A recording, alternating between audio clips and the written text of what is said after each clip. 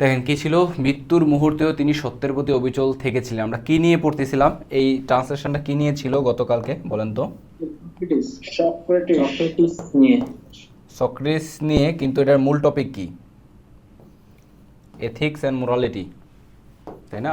বা philosophical article, ethics and. আজকে একটা খুবই ইন্টারেস্টিং টপিক নিয়েছিল, হচ্ছে মাউরি জনগোষ্ঠী আছে না, উপজাতি, কোন দেশের বলেন তো?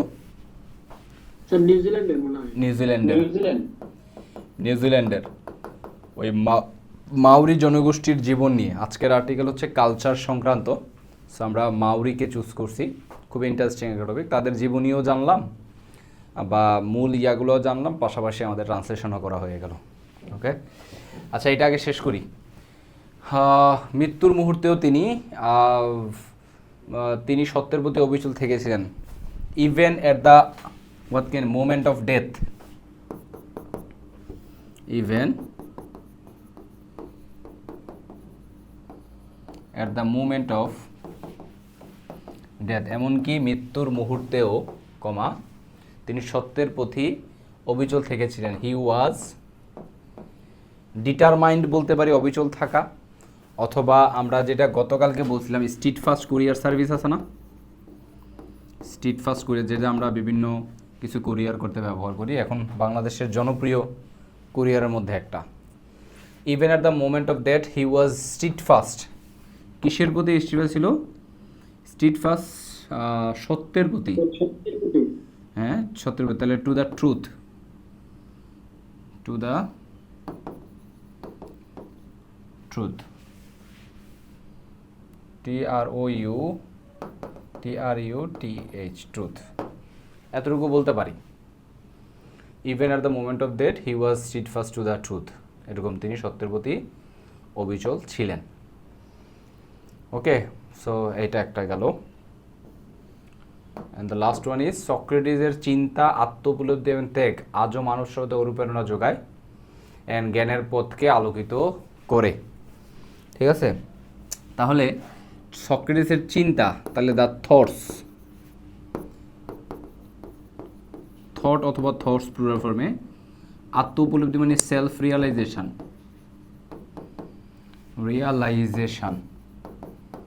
অ্যান্ড ত্যাগ ইংলিশ কি? ডেডিকেশন,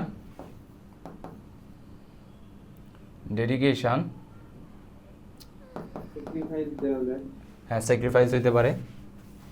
ডেডিকেশন, স্টিল, এনকারেজ, অনুপ্রেরণা যোগায় মানে কি? এনকারেজ করে।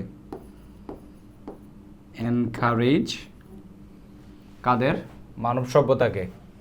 Encourage human civilisation, encourage human being দিলেই হয়, মানব সভ্যতা বলা লাগবে না। এনকারেজ হিউম্যান বিং, মানব জাতিকে এনকারেজ করে এটা। অ্যান্ড আলোর জ্ঞানের পথকে আলোকিত করে। এনলাইটেন, আলোকিত করা। এনলাইটেন, আলোকিত করা। কিছু শব্দ আছে অ্যাডজেক্টিভকে ইএন দিয়ে আমরা ভার্ব বানাই, যেমন ধরেন ব্রড, এটার ভার্ব কি? ব্রডেন, ব্রাইট, ব্রাইটেন, হোয়াইটেন, এরকম অনেক শব্দ আছে। স্ট্রেংথেন হবে, হ্যাঁ, স্ট্রেংথেন, শক্তিশালী করা, এরকম আমরা বলি আর কি। সো এটা ভেবে এনলাইটেন কি? এনলাইটেন করে, আলোকিত করে রাখে। Enlighten the path of knowledge অথবা উইজডম, পাথ অফ উইজডম। আমরা সহজ ভাষায় করলাম, পেঁচাইলাম না। উইজডম মানে এই জিনিসগুলা অনুপ্রাণিত করে। তাহলে এই জিনিসগুলোর নাম লিখলাম, থটস। ও একটা বাকি আছে সক্রেটিসের, ডেডিকেশন অফ সক্রেটিস। তাহলে thoughts, self realization, dedication of Socrates still encourage, এখনও উৎসাহিত করে, অনুপ্রাণিত করে কাকে? এনকারেজ হিউম্যান বিং, মানব জাতিকে। অ্যান্ড এনলাইটেন, এবং তার এই জিনিসগুলো আলোকিত করে রাখে। কোনটা? কাকে আলোকিত করে? দ্য পাথ অফ উইজডম, জ্ঞানের পথকে আলোকিত করে, এটা বোঝাইতেছে আর কি। ওকে, সো আমরা আজকের মূল আলোচনায় যাই। নিউজিল্যান্ডের মাউরি উপজাতিরা তাদের অনন্য সাংস্কৃতিক ঐতিহ্য, আধ্যাত্মিক বিষয়ের বিশ্বাসের জন্য বিশ্বজুড়ে পরিচিত। তাদের সংস্কৃতির মূল ভিত্তি হলো হুয়াকা পাপা, অর্থাৎ বংশ পরম্পরা ও পূর্বপুরুষদের প্রতি শ্রদ্ধা। মাওরিরা প্রকৃতির সঙ্গে গভীর সম্পর্ক স্থাপন করে এবং বিশ্বাস করে যে মানুষ ও প্রকৃতি একে অপরের সঙ্গে অবিচ্ছেদ্যভাবে যুক্ত। অবিচ্ছেদ্যভাবে যুক্ত ইংলিশ কি হইতে পারে বলেন তো?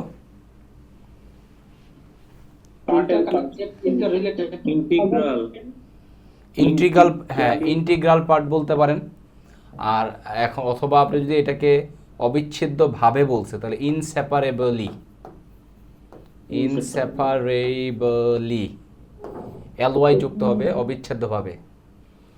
ঠিক আছে, ওকে ফাইন। হ্যাঁ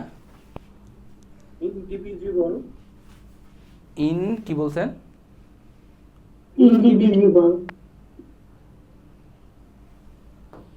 ইন আমি বুঝিনি আপনার কথাটা, কেউ একজন বললেন, অন্য কেউ, উনি কি বলছে?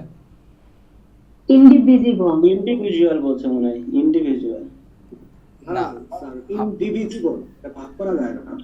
ও ইনডিভিজুয়াল, ইনডিভাইজিবল, এরকম ইনডিভাইজিবল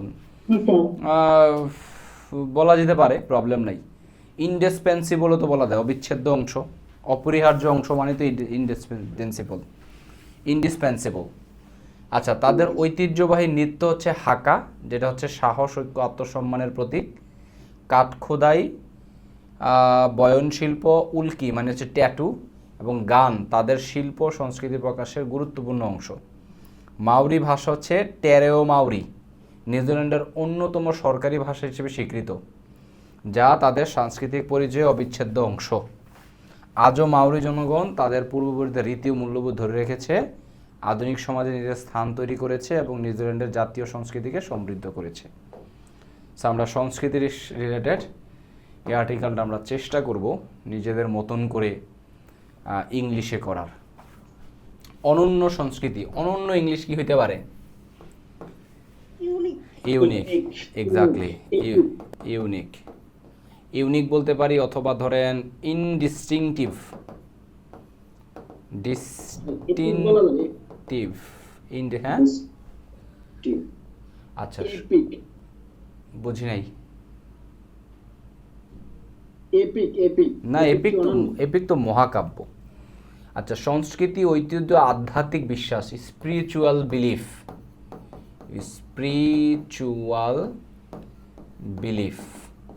ঐতিহ্য মানে আমরা হেরিটেজ বলতে পারি, তাছাড়া ট্রেডিশন বলতে পারি। এখানে ট্রেডিশনটা ভালো মানায়।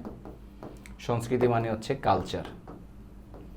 হ্যাঁ, উপজাতিরা তাদের ওকে ফাইন, বিশ্বজুড়ে পরিচিত, তার মানে বিশ্বজুড়ে মানে world wide.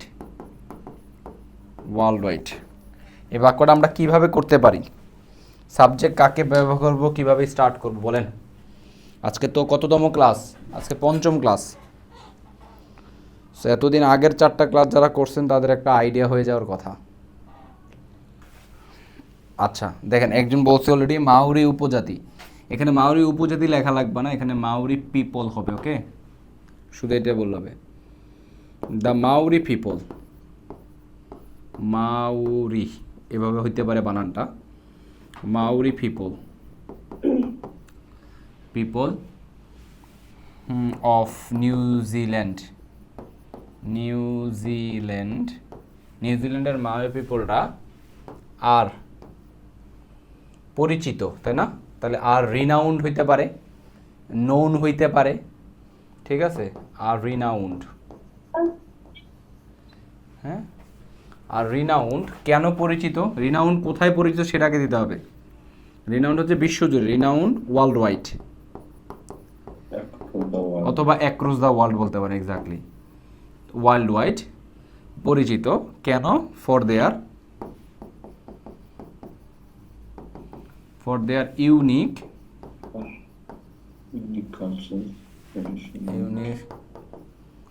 culture, tradition and spiritual belief.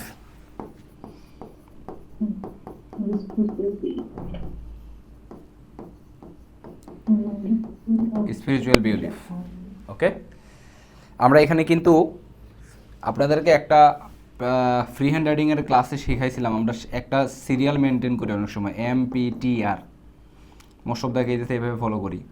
তাহলে আমরা রিনাউন পর্যন্ত ঠিক আছে, পরিচিত, তারপরে আমরা হচ্ছে বিশ্বজুড়ে পরিচিত আর কেন পরিচিত, এই দুইটা জিনিস অ্যাড করছি। কেন পরিচিত? তাদের স্বতন্ত্র বা ইউনিক কালচার, ট্রেডিশন, স্পিরিচুয়াল বিলিফের জন্য পরিচিত।